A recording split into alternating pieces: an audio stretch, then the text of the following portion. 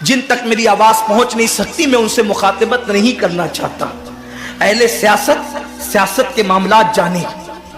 ظالم اپنے ظلم کے انجام کو پہنچنے کے لیے تیار رہے. کیفر کردار تک کے کافر اپنے کفر کے انجام کو پہنچنے کے لیے تیار رہے. میں نے ان سے کوئی گفتگو نہیں کرنا.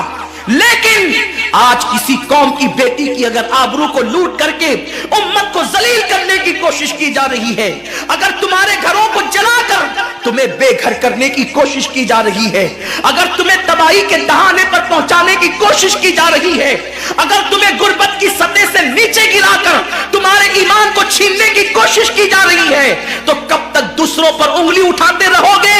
میری قوم کے جوانوں، اللہ کے حبیب نے آج سے 1450 سال پہلے تمہاری ذلت و رسوائی کا سبب بیان کیا.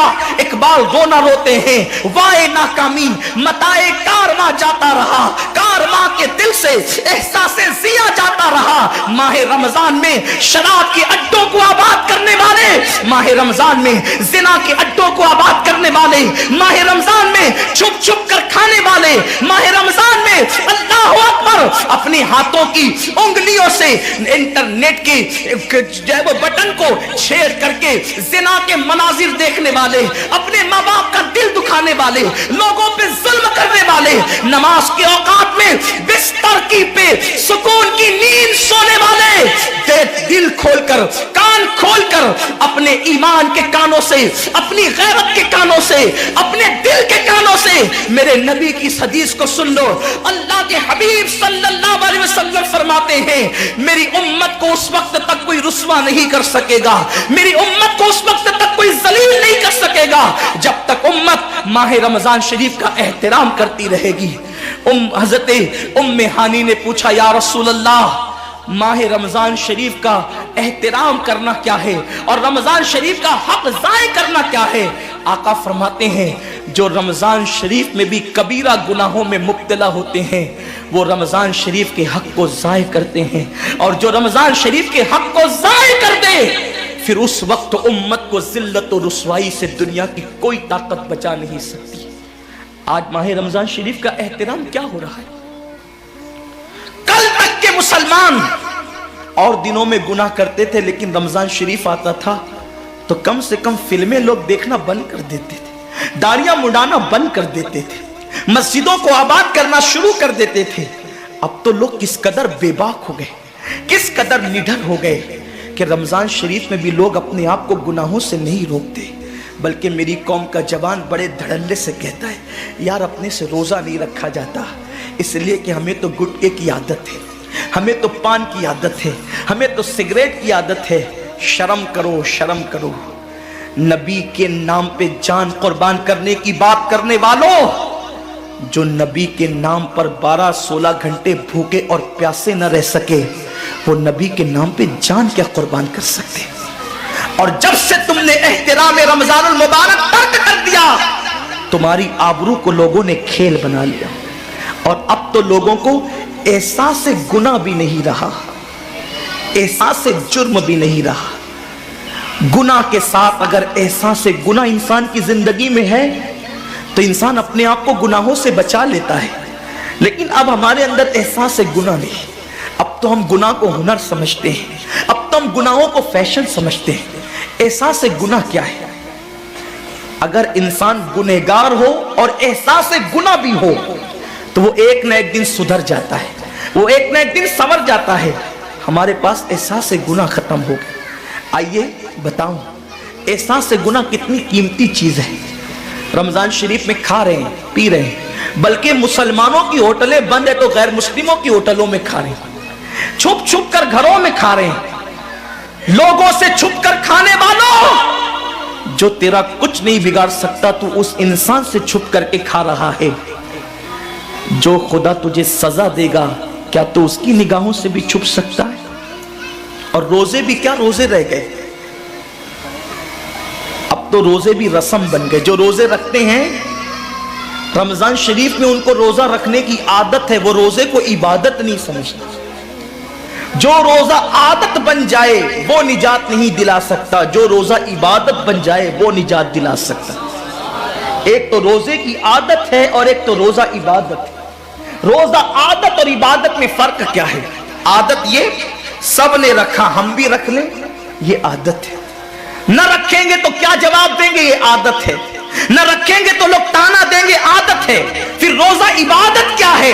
روزہ عبادت یہ ہے کہ اللہ نے روزہ رکھنے کا حکم دیا ہے اور مصطفیٰ جان رحمت نے روزے کا حق یہ بتایا ہے اگر تو روزہ رکھے تو صرف بھوکا پیاسا نہ رہے بلکہ تیرا ہاتھ بھی روزے دار رہے، تیری زبان بھی روزے دار رہے، تیری آنکھ بھی روزے دار رہے، تیرا پیر بھی روزے دار رہے، تیرا کان بھی روزے دار رہے. کان روزے دار اس طرح کہ کان اللہ کے ممنوع کردہ چیزوں کو نہ سنے، ہاتھ روزے دار اس طرح ہاتھ اللہ کے منع کردہ کاموں کو نہ کرے، زبان روزے دار اس طرح کہ زبان اللہ کی ممنوع کردہ چیزوں کو ادا نہ کرے، پیر روزے دار اس طرح کہ پیر اس جگہ چل کر نہ جائے جہاں اللہ نے جانے سے منع کیا ہے. جب تو ان سارے اعضاء کو روزے دار بناتا ہے تو ایسے روزے کے معاملے میں میرا اللہ فرماتا ہے روزہ میرے لیے ہے اور میں ہی اس کی جزا ہوں. ہر عمل کی جزا جنت ہے، روزے کی جزا خدا کی ذات ہے. اسی لیے آقا فرماتے ہیں روزے دار کو دو خوشی ہے، ایک تو افطار کے وقت، دوسرا لقائے رحمان کے وقت، خدا کی زیارت کے وقت. صحابہ نے پوچھا آقا ہم اللہ کی زیارت کیسے کریں گے؟ آقا فرماتے جیسے تم آسمان پہ چاند دیکھتے ہو بلا تمثیل اسی طرح تم خدا کی زیارت کیا کرو گے. یہ روزے داروں کی شان ہے. آج کے روزے کیا ہے؟ جس میں جھگڑا، جس میں غیبت، جس میں چگلی، جس میں فساد. روزے کو عادت مت بناؤ، روزے کو عبادت بناؤ. احساس مٹ گیا، عبادتوں کا احساس مٹ گیا، گناہوں کا احساس ختم ہو گیا. جب تک کہ لوگوں میں گناہوں کا احساس زندہ تھا وہ عبادت کر کے بھی اللہ سے ڈرتے تھے، وہ عبادت کر کے بھی رب کی بارگاہ میں آنسو بہاتے تھے کہ مولا میں تو حق ادا نہ کر سکا. لیکن آج احساس نہیں ہے، اس لیے لوگ ہنستے ہنستے افطار کرتے ہیں. حالانکہ صحابہ کا معمول تھا جب افطار کا وقت آتا وہ ہاتھوں کو اٹھا کر کے روتے اور کہتے مولا روزہ تو چلا گیا لیکن روزے کا حق نہ ادا ہو سکا. آنسو بہاتے، ڈرتے. لیکن آج ایسا کچھ بھی نہیں ہے. ہماری ساری نیتیں تو دسترخوان پہ لگی ہوتی ہے افطار کے وقت. آئیے ایک بات نکل آئی، احساس گناہ. کیا ہے احساس گناہ؟ آقا نے فرمایا نا کہ جب رمضان شریف کا حق ضائع کر دو گے تو اللہ تم سے عزت کو چھین لے گا، تم ذلیل و رسوا ہو جاؤ گے.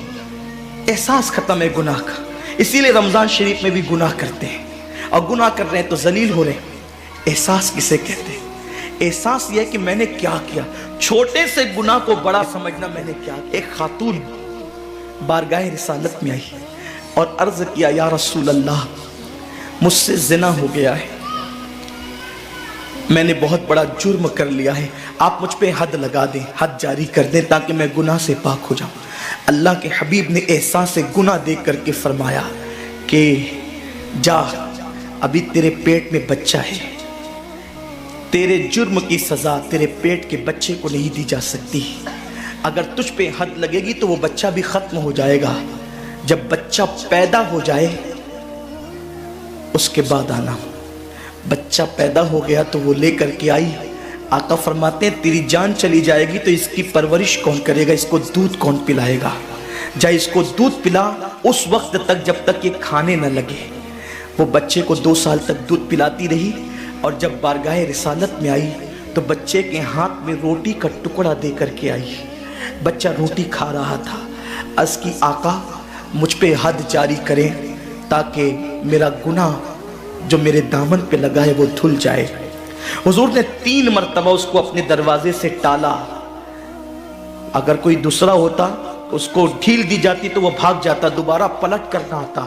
لیکن احساس گناہ تھا، گناہ کا احساس تھا کہ یہاں گناہ مٹ جائے تاکہ وہاں جواب دینے سے بچ جاؤں. اس خاتون نے 3 مرتبہ حاضری دی، حضور اب میرا بچہ روٹی کھانے لگا ہے، مجھ پہ حد لگا دے تاکہ میں پاک ہو جاؤں. اللہ کے حبیب نے فرمایا اللہ کی بندی جب اللہ نے تیرے جرم پہ پردے ڈال دیے تھے تو تو نے اظہار جرم کیوں کیا؟ اب چونکہ تو جرم کا اظہار کر چکی ہے، اقبال گناہ کر چکی ہے، اب تجھ پہ حد لگائی جائے گی اور اس کو سنگسار کر دیا گیا۔ جب وہ مر چکی اور اس کو دفن کر دیا گیا تو کسی نے کہا کتنی بدبخت تھی وہ عورت جس نے رسول پاک کے دور میں منہ کالا کیا۔ میرے نبی نے فرمایا تو اس کا گناہ دیکھتا ہے، تو اس کا احساس گناہ نہیں دیکھتا۔ اس نے ایسی توبہ کی ہے، اگر اس کی توبہ 70 جہنمیوں پہ تقسیم کی جاتی تو اللہ ان کو بھی جنت عطا فرما دیتا۔